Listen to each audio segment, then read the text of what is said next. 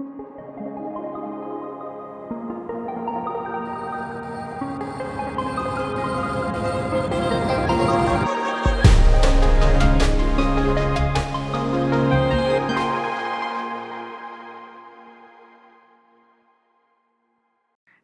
and welcome. I'm Mariam Zaidi and welcome to a EURACTIV Thought Leadership interview. Now today we're going to be discussing responsible advertising and all that entails. And joining me for this conversation is Lucas Boudet, who is the Director General at the European Advertising Standards Alliance, EASA. Thanks so much for joining us on EURACTIV.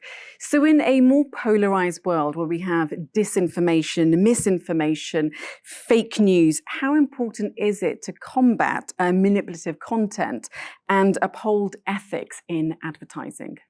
So I think the question is really general. We are bombarded with information everywhere. And I think trust is of the essence everywhere. So of course, advertising is just part of the information that we receive. And then indeed, when it comes to commercial advertising, it's important that the highest standards are upheld. We have ICC, International Chamber of Commerce's rules that say that advertising should be legal, honest, truthful, and decent. And that's what we're talking about, that is extremely important because it ensures consumer trust. And let's not forget that consumer trust is exactly what advertisers are looking for, to have that privileged relationship with their consumers and customers. And trust is also a big part of reputation, which is a big part of shareholders' value as well for brands. Therefore, trust is important for the industry, and this is why ad standards have been designed to uphold it. So you talk there a lot about decency and standards, but is there a case for saying that nowadays ads are becoming so sophisticated that there's so much or perhaps too much information out there that perhaps consumers don't even realize sometimes that they are being sold a lie?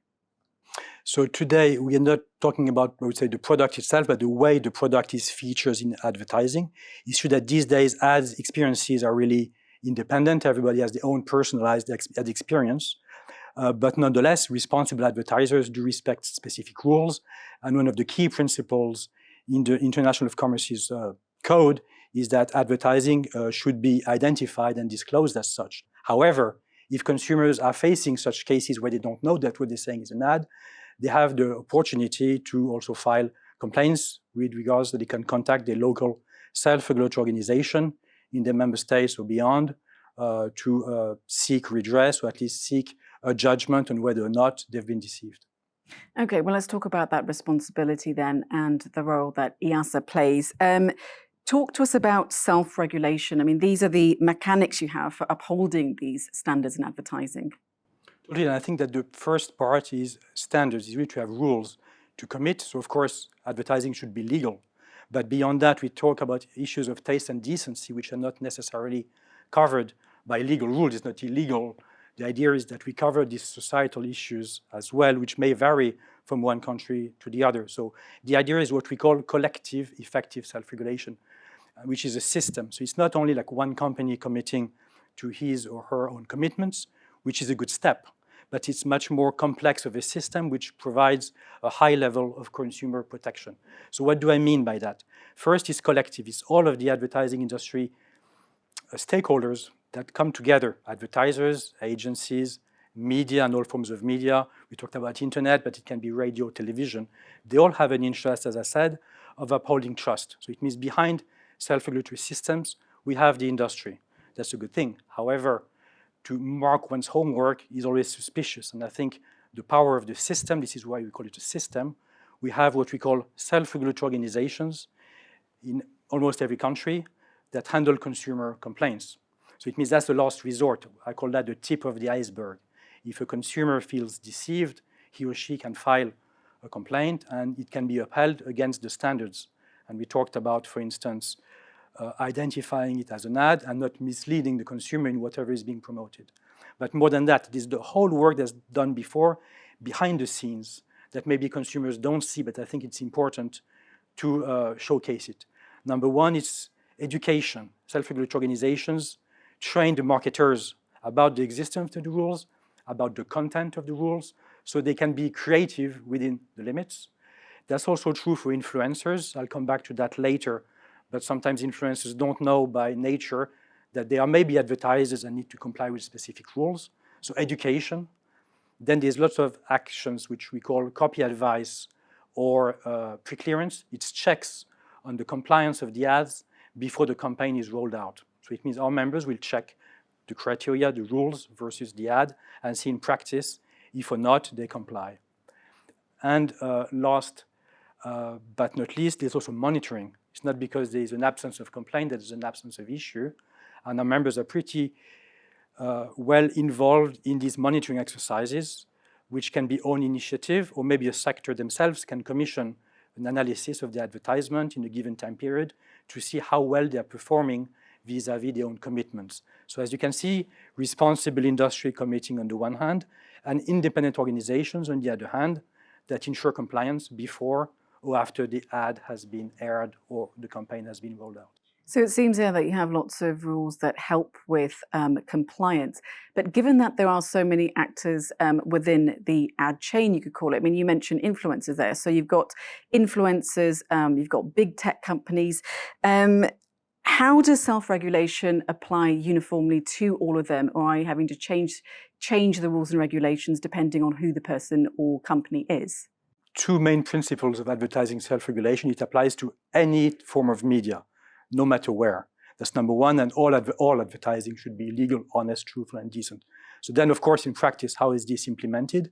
So behind EASA, as I said, we have the whole ecosystem of advertising. So it's organizations that represent the different interests of the value chain, advertisers, agencies, media. This is mirrored as well in the membership of the self-regulatory organizations I mentioned in every country. So it means that behind is already a set of responsible players. Then is how do you interpret those principles and apply to new practices? And this is why rules evolve. In EASA's membership, we have the pleasure of welcoming Google as its first digital pure-play company. We have IAB Europe. We have members that represent that, I would say, tech part, but also traditional media, as we call them, have also now, of course, invested the realm of online. So it means behind us, we have representatives of those who work on the online world. Then the rules we can adapt. And just an example, I think it's influencer marketing. There was a big issue and it's still being sorted out. It's at what moment is an influencer considered as being an advertiser? They get a free pair of shoes, they promote it. What happens? And I think there's always a sort of fine line between editorial content and advertising. And this line is, I would say, mirrored in the online space. And we have developed what we call best practice recommendations, which provides further guidance into this I would say, sector. And the same goes with regulation as well. We have ongoing conversations with regulators because, of course, the issues that we are facing, everyone trying to organize, to regulate, I would say, a space is facing, I would say, new grounds, and it's much better to collaborate to try to find solutions to protect citizens. Indeed, and you talk about protection of citizens. How important then? I mean, obviously, as you were saying, the influencer, I mean, they're no longer this new phenomenon, but they are a massive market and they have a lot of them come with, you know, millions of followers. So how does EASA, for example, protect young consumers from the influencer? So there's different means. So first of all, the rules are designed at national level by our members, but EASA, through its best practices, develops, I would say, sort of common standard across the board. I told you the ICC rules, which are global, are also applicable. So what we do is our members that are active in this, in the sense that they would reach out to influencers, to agencies representing influencers. Some of our members use also video reels, so use the same mediums of communication to raise awareness about the rules. People won't read the code, they'll see maybe a video online, especially it's being promoted by some of their partners. How important was it then that you had this moment where influencers were forced to, were subject, you could say, to rules that they had to declare any ads or partnerships? I mean, that must have been a sort of game changer when we are talking about sort of regulation of what they are essentially doing. Totally, so the rules have always been there. So since the start, technically speaking, they are subject to specific criteria, but can be subject to self-regulatory rules. The idea is to be able to first identify the phenomenon, and secondly is to be able to address it. And I think what they're ready to hear is that influencers, they are their own brand. It means that for them, they don't want to deceive their own followers. Their followers, we can compare them to the consumers as well. So if, I think by a good discussion, they can fully understand the interest that they have in thinking long term. So it's quite self-defeating for you to be deceiving your followers in the first place. Exactly, and I think this is something that when they realize what they know about it, of course they want to take action. And I think I at least believe and I hope that most influencers want to be responsible out there. So it's to bring the rules to them, to reach out. It's important, but also to be discussing with brands that work with them. And then what we are working on as well, it is to do monitoring exercises. So there's a huge issue of volume. It's like a massive amount of ads. So what we are investing in, a few core members in the UK, Netherlands, France have invested in AI technology to identify the problematic ads. And then human beings can have a look and assess whether or not they comply with the codes. And if they don't, are they taken offline or So from their medium? So the first step is to inform. First is, you're wrong, these are the rules. So first to ensure that they can properly apply those rules. But in the regular self-regulatory process, how does it happen? If an ad is non-compliant, the number one responsibility lays on the advertiser. So it's up to the advertiser to take down the ad. But everybody in the chain is responsible, commensurate to their responsibility. So everyone. And last but not least, if there is a judgment and the jury in a given country says, you need to take the ad down, in this case, there's what we call name and shame. It means this, like in the UK, is publicized. That creates bad buzz, as we say. And this is not something that responsible people would like to have. Now, we've talked about the work that EASA does. You're soon to be celebrating your 30th anniversary, so congratulations. And you want to reiterate through a new declaration your commitment to self-regulation. Can you talk to us a little bit about it in more detail? And how does it map the future of self-regulation and socially responsible advertising in our ever expanding climate? What we want to do is take advantage of this special event, 30th anniversary, to put forward what we mean by effective collective self-regulation. One of the strengths of advertising self-regulation is to be relying on national self-regulatory organizations that are based in the different countries. So it means they speak the language of the consumer, they can understand local sensitivities, there's different legal frameworks, and also culture. I think it's important, like you said, something as decent. Maybe what's decent in one country is not in the other. What I want to say in terms of the future, because we are reactive, because we are responsive, because we can go quick, we want really to accompany these changes. These changes are, number one, technological changes. As we know, like over 50%, if not 60% of ad spend is online. We need to accompany that within the membership of EASA. We need to represent. So this is where we urge all of the digital players to join our membership, but also in the rules. We talked about influencer marketing, how to come up with rules that are applicable to technology. So here it's influencers, but it may be the metaverse down the line. Let's see, but at least we're already starting conversations to address these issues. So yes, are you starting those conversations about the, going just from the internet to the metaverse? Yes, of course. We have regular meetings with our members to discuss these phenomena, but also it's to try to see within it what's really new. You see what I mean? Many things can be covered by existing rules. So it's to check, is there a need or not to go one step further? But indeed, these conversations we are having now, we are not sure yet when they will play out, but at least we are monitoring these types of evolution. How are you going to monitor these online ads and what sort of scale are we talking about here? What do we do? So first, there's an option of analyzing available ads out there and see how compliant they are, to get also statistics, understanding of what's the phenomenon. Should we need maybe further rules, or should we raise awareness? We have also avatar technology, so it means to check online. An avatar would mimic a kid, and we'll see, okay, to what type of ads would that kid be subject to? Is it like alcohol ads, which is forbidden? So it's to check a bit in reality what happens, and same thing to take action, and last resort, take the ads down. I think that's the strength of the network, is that we have maybe some members that go one step further because maybe it's identified as an issue at national level. Okay, let's take this as good work, and maybe 1 year after it becomes acute or is a rising trend, we have maybe an off-the-shelf solution that we can suggest to that member in that new country. So I think there's lots of exchanges as well, and we really are there as a facilitator to facilitate the uptake of new technology. You talk about facilitation there. Clause 5 of your declaration talks about supporting the industry in enhancing advertising as a force for good. So how important is it then for big tech like Google to not only subject themselves to collective oversight, but to also use their platforms to educate and engage with their users about disinformation? For example, Google, they have Google Jigsaw, and they're going to run ads across all their social media platforms to help people to recognize misinformation or manipulative content. Then you also have YouTube saying that they're going to, pull down any ads that promote unsafe abortions. So how important is all of this that the big players are also taking more of charge in this?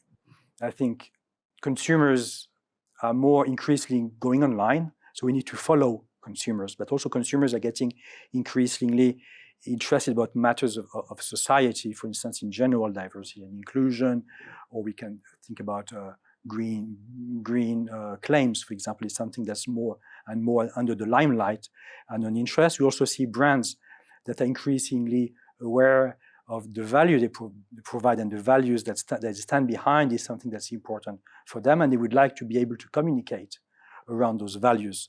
So this is where self-regulation, we accompany our members. So in a way, you accompany your members, but in a way, you're also supporting, you could say, the individual or the consumer. If you can see, if your data is showing that something is important to them, social inclusion, diversity, greenwashing, etc., then those are the kind of things that you're going to be checking for a bit more as well. So I think there's two elements. I think self-regulation, the good thing, is that through consumer complaints, for example, or monitoring, we get trends. Out of these trends, it's information that's useful, either to change rules or to take some form of action. So it's sort of circular self-feeding system that iteratively improves itself. And the other part, I said, I started this collective issue, and I think also on the receiving end. So it's not to diminish the responsibility of any member in the chain, but the more consumers also aware about how to decipher different types of information, we call media literacy, is also something important. It's not something that directly our members work on. However, as you can see, Google, many of the companies in their own capacity are doing this. Plus, we also have initiatives such as Media Smart, funded by the industry, whose job is to go into schools and more generally to train the audience about how to decipher different types of content. And I think all of this is pieces of a jigsaw that putting them together contributes to a safer environment. But I wouldn't want to pinpoint, say, it's somebody's fault. I think society evolves, we all evolve. And when new things come up, issues arise, and is what do we do to address them? So a safer environment, but do you think going forward that the internet or the metaverse, can these ever truly be safe places for the consumer, despite all the work that companies like EASA do? So is the world a safe place? I think that's the number one question as well. And what is safe? I think we need to answer these two questions first. But I think it's more to see what's the journey in this. It means what would be the world without such safeguards. And here I'm talking whether it is regulation, self-regulation, all working together, I think. So I don't want to be naive, but I think what the idea is, what step can we do and how can we improve constantly the protection that is being provided. Okay, Lucas Boudet, we'll leave it there, but thank you so much for joining us on EURACTIV. Thank you so much. Thank you very much.